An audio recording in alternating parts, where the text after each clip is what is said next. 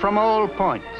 In the area of the fair alone, $95 million, 90% federal and 10% state, will be spent on arterial improvements that will be completed when the fair opens. The Grand Central Parkway will be widened for a distance of 9.5 miles.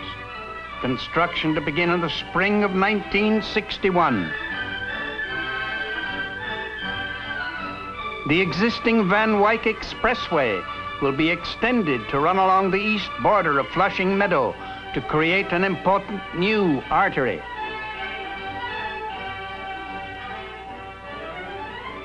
The Northern Boulevard will be widened and improved from the Grand Central Parkway to the Flushing River Bridge.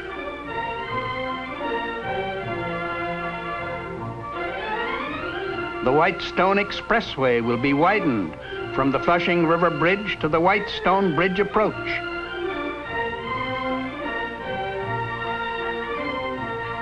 Key planner behind arterial improvements like these is Robert Moses.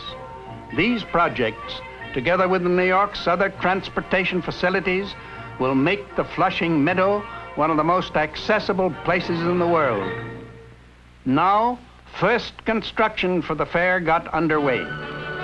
Ground was broken for the new administration building on August 4, 1960. Under an accelerated program, prefabricated steelwork went up in a few weeks, and concrete for floors was placed. In just a little over 5 months since groundbreaking, the administration building was completed. On this day, January 11, 1961, the new administration building would be dedicated, and the new Throgs Neck Bridge across the East River would be open to first traffic.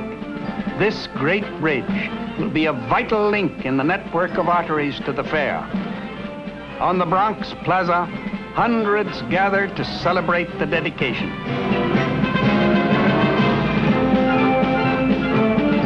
Distinguished officials now cut the ceremonial ribbon, and the Throgs Neck Bridge is officially opened. Hundreds of cars form a cavalcade for the trip to Flushing Meadow and the new administration building. First traffic over the bridge. From the bridge, the cavalcade speeds along the new Clearview Expressway, then makes the turn into the Long Island Expressway.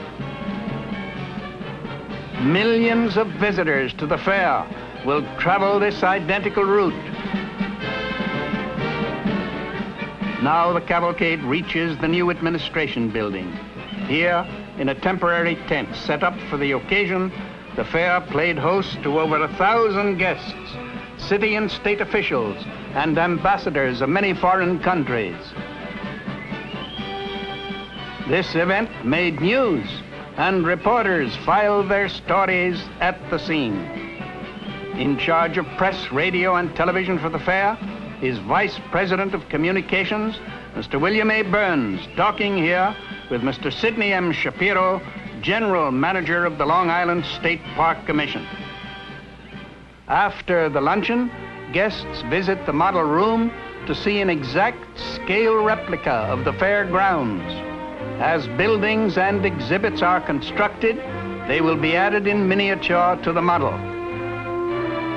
An important feature of the fair will be its theme symbol, to be built by the United States Steel Corporation.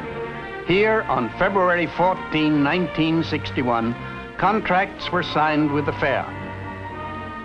By this agreement, the United States Steel Corporation, represented here by Mr. Roger M. Blau, Chairman of the Board, will present to the Fair Corporation the theme symbol, called the Unisphere. This is a giant world globe of stainless steel, 13 stories high, that symbolizes man's achievements in an expanding universe. But the fair is not the only great event planned for 1964. Here, on New York's west side, is being constructed the great Lincoln Center for the Performing Arts. Here will be a center for the symphony, ballet, drama, and the opera. This will be the home of the New York Philharmonic, the Metropolitan Opera, the Juilliard School of Music, and schools of drama and music, all united in perhaps the grandest cultural project ever conceived. At work on the project are some of the finest architects, musicians, and city planners in America. Chairman of the board of Lincoln Center is John D. Rockefeller. Under his leadership, construction of the center began on May 14, 1959, with the groundbreaking ceremonies. President Eisenhower spoke of the importance of the center. Here will develop a mighty influence for peace and understanding throughout the world. I pay sincere tribute to your vision, your effort, your energy that is creating the Lincoln Center for the Performing Arts. And so the city prepares for 1964. The Lincoln Center and the Fair will be partners in jointly sponsored programs, and leading museums like the Metropolitan Museum of Art and the Museum of Modern Art will work with the Fair in joint activities.